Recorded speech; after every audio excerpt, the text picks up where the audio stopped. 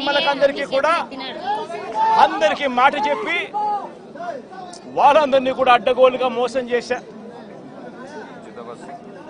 ఈరోజు జగనే ఉంటే ఈ పథకాలన్నీ రావడమే కాకుండా ఈ చదువుకుంటా ఉన్న ఈ పిల్లలకు విద్యా దీవెన వసతి దీవెన కింద వాళ్ళ ఫీజులు కూడా జగన్ కట్టి ఉండేవాడు. అవి కూడా మోసం చేశాడు.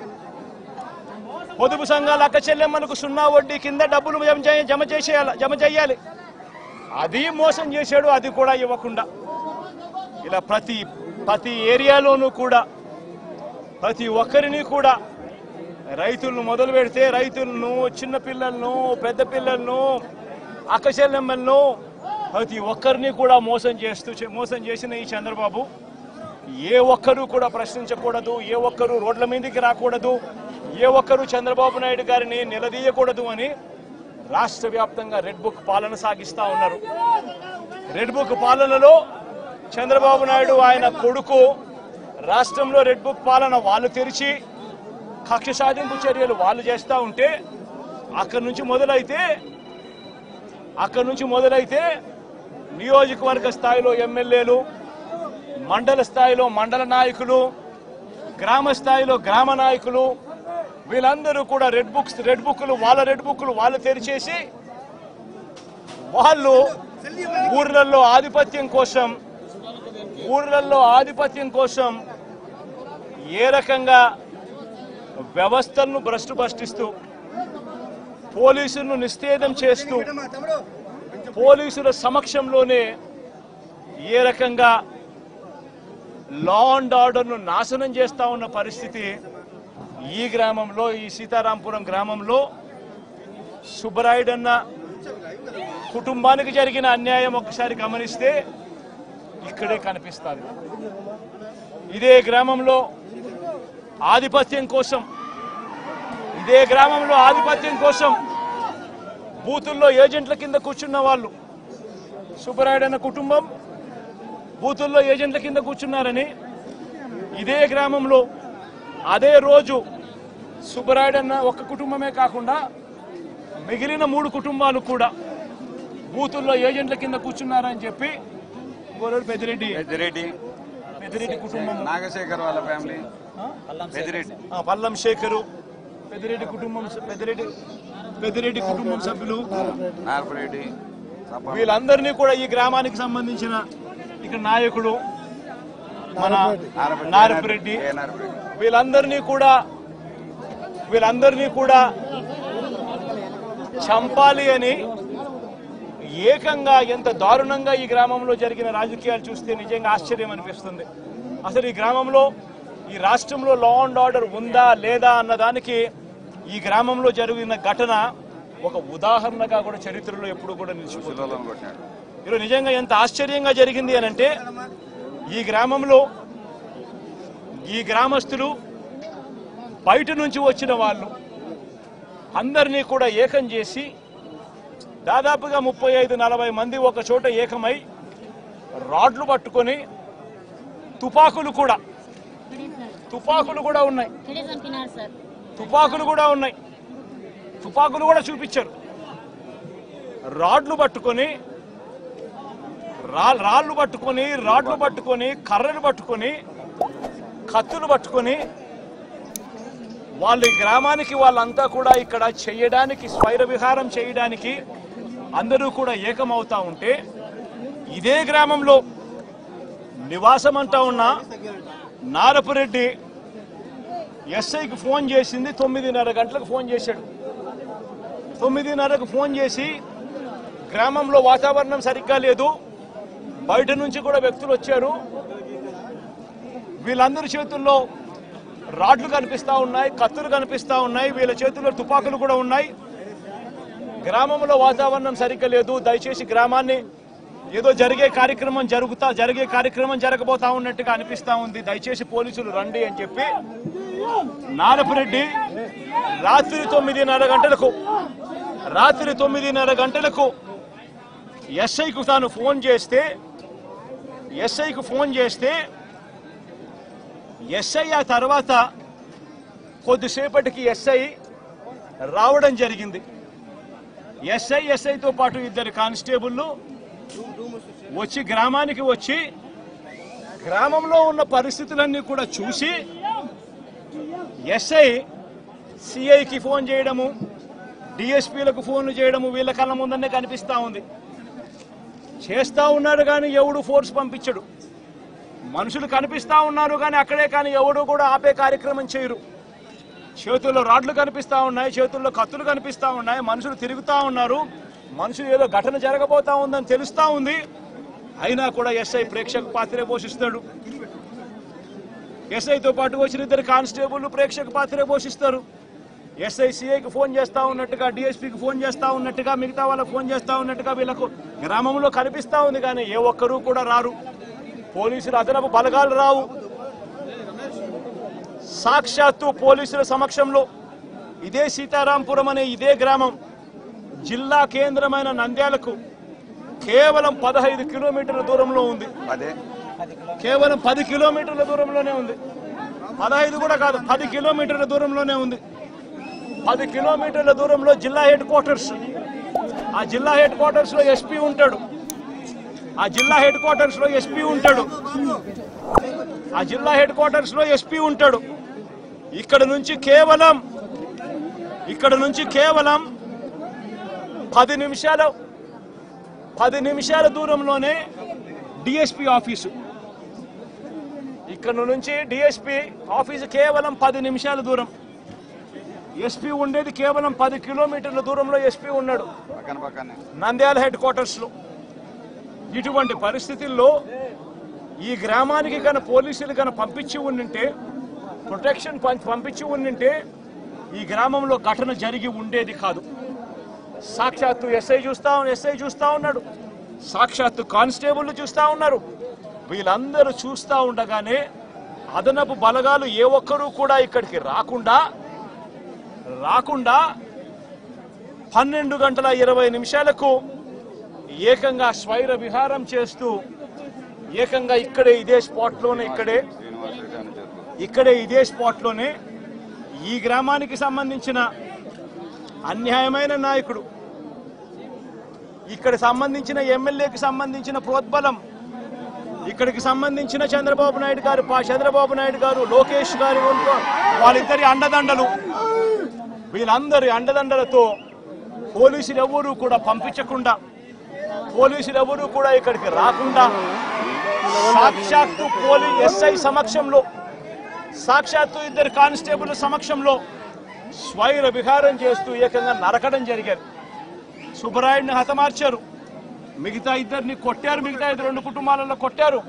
చివరికి సుబ్బరాయుడు భార్య పెద్దమ్మను నరికారు. ఇవన్నీ ఇక్కడే జరిగాయి, ఇదే గ్రామంలో జరిగాయి. కానీ ఎస్ఐ కానీ కానిస్టేబుల్ కానీ ఎవరు కూడా ఆపగలిగే పరిస్థితి కూడా లేదు. ఆపగలిగిన పరిస్థితి దేవుడెరుగు. అడిషనల్ ఫోర్స్ రాకపోవడం కదా దేవుడెరుగు. చివరికి వీళ్ళు హత్య చేసిన తర్వాత 12:59 ఆ ఫోన్ చేసిన 9:30కు ఫోన్ చేసిన ఎస్ఐ వచ్చినాడు. ఎస్ఐ ఊరికి వస్తే ఎస్ఐ నారపరెడ్డిని నువ్వు పోలీస్ స్టేషన్కి వెళ్ళిపో అని చెప్పి ఎస్ఐ చెప్తే నారపరెడ్డి పోలీస్ స్టేషన్లో ఉండి 12:59 అంటే 1 గంటకు జరిగిన ఘటన తెలుసుకొని పోలీస్ స్టేషన్ నుంచి నారపరెడ్డి ఎస్పీకి ఫోన్ చేస్తాడు. ఎత్తే పరిస్థితి ఉండదు. మనుషులు అక్కడే ఉన్నారు, చంపినారు. వాళ్ళని కనీసం పట్టుకోండి, జరిగింది ఇన్సిడెంట్ నాకు తెలుస్తా ఉంది, నేను ఫోన్ చేస్తా ఉన్నాను. మా ఇంటి దగ్గర సీసీ కెమెరాలు ఉన్నాయి. సీసీ కెమెరాల దగ్గర నుంచి వచ్చిన ఫుటేజ్ నా ఫోన్లో కూడా లోడ్ అవుతా ఉంది.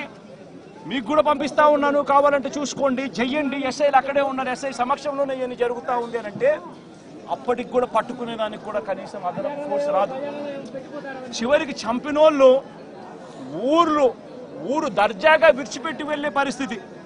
చంపేసి ఎస్ఐ సమక్షంలో, కానిస్టేబుల్ సమక్షంలో, ఇద్దరు కానిస్టేబుల్ సమక్షంలో చంపేసి ఊరు కూడా విడిచిపెట్టి వెళ్ళిపోతా ఉన్నారు చంపేసిన వాళ్ళు.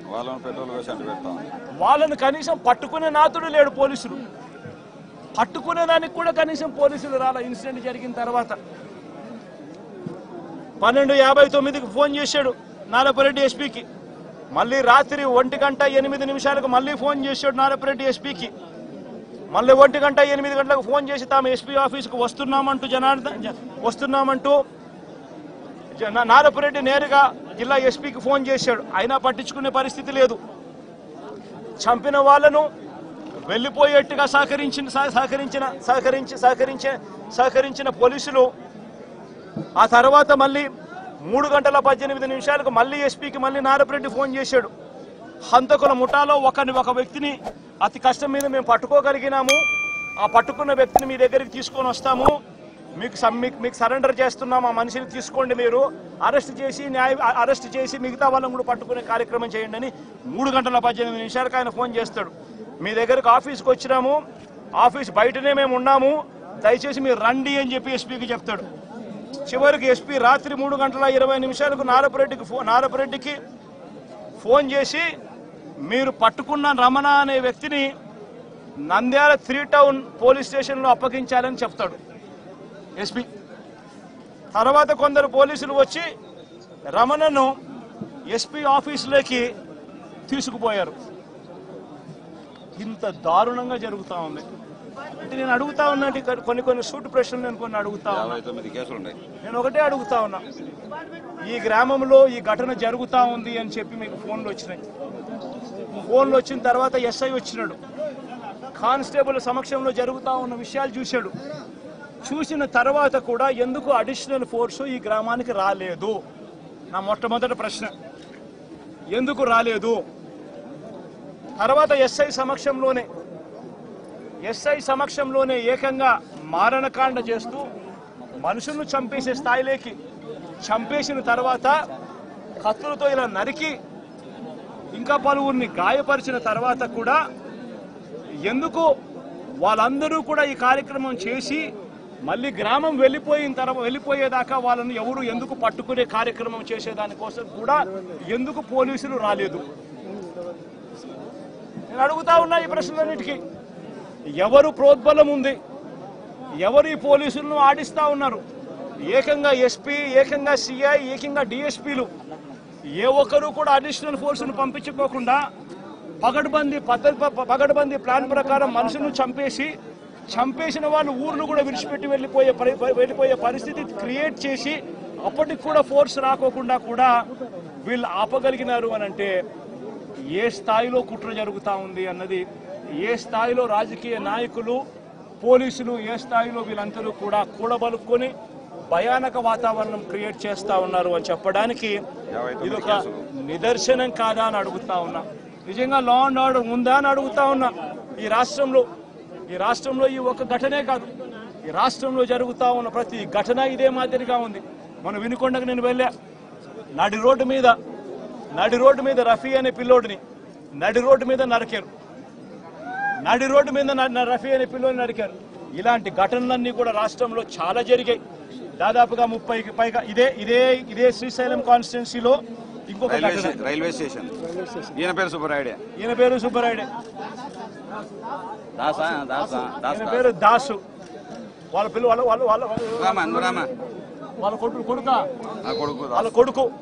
వాళ్ళ కొడుకు నా దగ్గరికి వచ్చి, అన్న మా ఇదే కాన్స్టిట్యున్సీ నాది, మా నాన్న దాసు, మా నాన్నను కూడా జూన్ 26వ తారీఖున పట్టపగులు 12 గంటలకు ఇదే మాదిరిగానే చంపారని చెప్పి దాసున ఇదే కాన్స్టిట్యున్సీ ఏ మాదిరిగా ఫోటోలు చూపిస్తా ఉన్నాడు. ఎస్ఐ కూడా చెప్పాడు. ఇక్కడ ఆశ్చర్యం ఏమిటంటే ఇన్సిడెంట్ జరగనిస్తారు, చంపేస్తారు, భయానక వాతావరణం క్రియేట్ చేస్తారు. ఆ తర్వాత తప్పనిసరి పరిస్థితిలో కేసు పెట్టాల్సిన పరిస్థితి వచ్చినప్పుడు ఆ కేసును ఆ చిన్న ముద్దాయిల దగ్గర, చిన్న మనుషుల దగ్గరనే ఆ కేసు ఆపేస్తా ఉన్నారు. ఆ కేసును అక్కడ ఆపితే ఇటువంటి ఘటనలు ఆగిపోతాయా? చేపించిన వాళ్ళు ఎవరు? చేయించిన వాళ్ళు ఎవరు? ఆ ఎమ్మెల్యేల పేర్లు ఎందుకు రావడం లేదు కేసుల్లోకి? ఎందుకు వాళ్ళను కూడా ముద్దాయిలుగా ఎందుకు చేర్చడం లేదు? ఎప్పుడైతే వాళ్ళను కూడా చేర్చడం మొదలు పెడతామో, ఎప్పుడైతే చేసిన తప్పుకు, ఎందుకు ఇదే ఘటన సుబ్బరాయుడిని చంపినారు. నేను అడుగుతా ఉన్నా, సుబ్బరాయుడుని చంపిన వాళ్ళు అదే శ్రీనివాస్ అనే వ్యక్తి వీళ్ళు వాళ్ళ కాల్ రికార్డ్స్ చూస్తే వాళ్ళు బుడ్డా రాజశేఖర రెడ్డికి ఫోన్ చేసిండరా, వాళ్ళు ఆ తర్వాత చేసిన వాళ్ళకు ఫోన్ చేసిండరా? ఆ కాల్ రికార్డ్స్ చూస్తే సరిపోదా? తెలీదా? వాళ్ళు మర్డర్ జరగకముందు మర్డర్ జరిగిన తర్వాత ఎవరికి ఫోన్ చేశారని చెప్పి వాళ్ళని చూసుకొని అది తీసుకొని వచ్చి వాళ్ళని బొక్కలు పెట్టలేరా? ఎందుకు పెట్టలేకపోతా ఉన్నారు? ఎందుకు ఆ కేసును వాళ్ళ దాకా పోనీకోకుండా ఆపుతున్నారు? ఇదే విషయం వినుకొండలో కూడా జరిగింది. ఇదే విషయం ప్రతి చోట కూడా ఇదే మాదిరిగానే జరుగుతూ ఉంది. రాష్ట్రంలో పూర్తిగా లా అండ్ ఆర్డర్ క్షీణించిపోయిన పరిస్థితి. నేను ఒకటే చెప్తా ఉన్నా, జరిగిన ఈ ఘటన ఖచ్చితంగా హైకోర్టులో గట్టిగా దీనికి సంబంధించి హైకోర్టు అవసరమైతే సుప్రీంకోర్టు దాకా కూడా తీసుకొని పోయే కార్యక్రమం చేస్తాం. ఈ గ్రామంలో వీళ్ళందరికీ రక్షణ ఏజెంట్లుగా కూర్చున్న వీళ్ళందరికీ కూడా రక్షణ లేదు అని భయపడే పరిస్థితి నుంచి రక్షణ ఖచ్చితంగా పోలీసులు కల్పించాలి అని చెప్పి కోర్టుల ద్వారా ఉత్తర్వులు తీసుకొని వచ్చి ఖచ్చితంగా ఈ గ్రామంలో పికెట్ ఏర్పాటు అయ్యేట్టుగా ఖచ్చితంగా చేసి ఖచ్చితంగా వీళ్ళని కాపాడుకునే కార్యక్రమం ఖచ్చితంగా జరగాలి. అప్పుడే డెమోక్రసీ అన్నది రాష్ట్రంలో బతికే ఉంది అన్నది కొద్దో గొప్ప కనీసం ఎవరికైనా కూడా అర్థమయ్యే పరిస్థితి అన్న కనీసం ఉంటుంది. ఇదొకటే కాకుండా హత్య చేసిన వాళ్ళను మాత్రమే కాదు, హత్య చేయించిన వాళ్ళను కూడా ఖచ్చితంగా కేసులు పెట్టాలి. ఖచ్చితంగా వాళ్ళను కూడా ముద్దాయిలుగా చేరుస్తూ ఖచ్చితంగా వాళ్ళను కూడా జైల్లో పెట్టించే కార్యక్రమం జరగాలి. ఇది ఖచ్చితంగా డిమాండ్ చేస్తూ ఉన్నాం. ఈ మాదిరిగా ఇది ఖచ్చితంగా ఇవన్నీ చేస్తేనే రాష్ట్రంలో ఈ అరాచకాలు ఆగిపోతాయి. లేదనేటట్టుగా అయితే ఇదే ఎమ్మెల్యే, స్థానిక ఎమ్మెల్యే ఇదే బుడ్డా రాజశేఖర రెడ్డి తాను ఆ వీడియో క్లిప్పింగ్ ఇదే తాను ఆత్మకూరులో విజయోత్సవ సభ అని చెప్పి మీటింగ్ పెట్టి ఇదే బుడ్డా రాజశేఖర రెడ్డి అనే వ్యక్తి ఇదే స్థానిక ఎమ్మెల్యే మాట్లాడిన మాటలు ఒకసారి ప్రతి మీడియా ఛానల్కు నేను చెప్తా ఉన్నా, ఆ టెలికాస్ట్ చేయండి. మీ వీడియో ఛానల్ మీ టీవీ ఛానళ్లలో మీ యూట్యూబ్ ఛానళ్లలో ఖచ్చితంగా ఇది టెలికాస్ట్ కూడా చేయండి. ఆత్మకూరులో విజయోత్సవ సభ పెట్టి ఒక ఎమ్మెల్యే మాట్లాడిన మాటలు, ఇదే స్థానిక ఎమ్మెల్యే మాట్లాడిన మాటలు, తాను మాట్లాడుతూ తాను అన్న మాటలు తెలుగుదేశం కాదు సార్, ఇది మోసం దేశం. పచ్చబిల్లలు ఇచ్చి అందరిని చంపమని పంపించండి.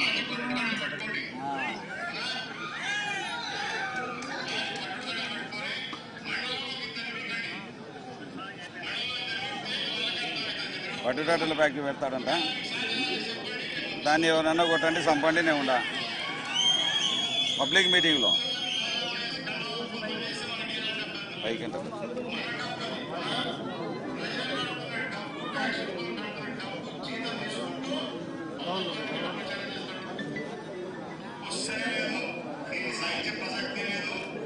మండలానికి ఇతన్ని చంపాలంటారు.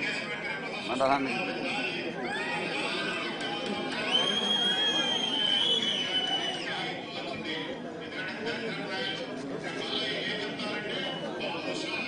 నేను అడుగుతా ఉన్నా, ఇది సోషల్ మీడియాలో ఉంది, ఇది వైరల్ అవుతా ఉంది.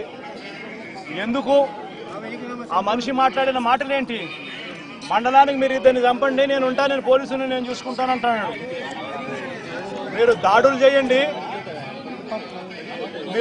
మీరు దాడులు చేయండి, మీరు చంపండి, పోలీసులు నేను చూసుకుంటాను, కేసులు నేను చూసుకుంటాను అని చెప్తా ఉన్నాడు. విజయోత్సవ సభ పెట్టి మండలానికి ఇద్దరినన్నా కానీ కనీసము చంపండి అని చెప్తా ఉన్నాడు. నేను అడుగుతా ఉన్నా, ఇంత దారుణంగా స్థానిక ఎమ్మెల్యేలు మీటింగులు పెట్టి చంపమని చెప్తా ఉంటే పోలీసులు ఎందుకు కేసు పెట్టడం లేదని అడుగుతా ఉన్నా. లా అండ్ ఆర్డర్ బతకాలి అనంటే, ఇది ఆగిపోవాలి, రాష్ట్ర వ్యాప్తంగా కూడా ఆగిపోవాలి అనంటే చంపిన వాళ్ళను మాత్రమే ఇరికించడం, చంపిన వాళ్ళను మాత్రమే కాదు కేసులో పెట్టడం, ఆ చంపిన వాళ్లకు ప్రొటెక్షన్ ఇచ్చే వాళ్ళను కూడా ఎప్పుడైతే స్టేషన్లలో పెట్టడం మొదలు పెడతామో అప్పుడే ఈ రాష్ట్రంలో లా అండ్ ఆర్డర్ నిలబడుతుంది. నేను ప్రతి ఒక్కరికి కూడా విజ్ఞప్తి చేస్తా ఉన్నా, ఈ రాష్ట్రంలో పూర్తిగా లా అండ్ ఆర్డర్ చేతులు దాటిపోయే పరిస్థితి రాకమునిపే మేలుకోండి అని చెప్తా ఉన్నా. ఎడ్యుకేట్ చేయాల్సిన అవసరం ఉంది, అవేర్నెస్ క్రియేట్ చేయాల్సిన అవసరం ఉంది, దీనిని ఆపాల్సిన అవసరం ఉంది అన్నది ప్రతి ఒక్కరూ కూడా గుర్తించమని కోరుతా ఉన్నా. ఖచ్చితంగా జరుగుతూ ఉన్న ఈ అన్యాయాన్ని అందరం కలిసికట్టుగా పోరాటం చేద్దాము అని చెప్పి అడుగుతా ఉన్నా. ప్రతి మీడియా ఛానల్కు నేను కోరుతా ఉన్నా, ఇవన్నీ ప్లే చేయండి. కేవలం వాళ్ళని మాత్రం చంపిన వాళ్ళని మాత్రమే ఆపాకండి, చంపించిన వాళ్ళను కూడా తీసుకొని రావాలి. ఈ చంపించిన వాళ్లకు సపోర్ట్ చేస్తా ఉన్న ఈ నారా లోకేష్ అనే వ్యక్తి, ఈ చంద్రబాబు నాయుడు అనే వ్యక్తిని కూడా ముద్దాయిలుగా చేరిస్తే తప్ప నుంచి ఈ రాష్ట్రంలో లా అండ్ ఆర్డర్ బతకదు అని కూడా ఈ సందర్భంగా తెలియజేస్తా ఉన్నా. సార్ ఇప్పుడు 59 కేసులు ఉన్నాయన్న. ఢిల్లీలో ధర్నా చేసిన తర్వాత కూడా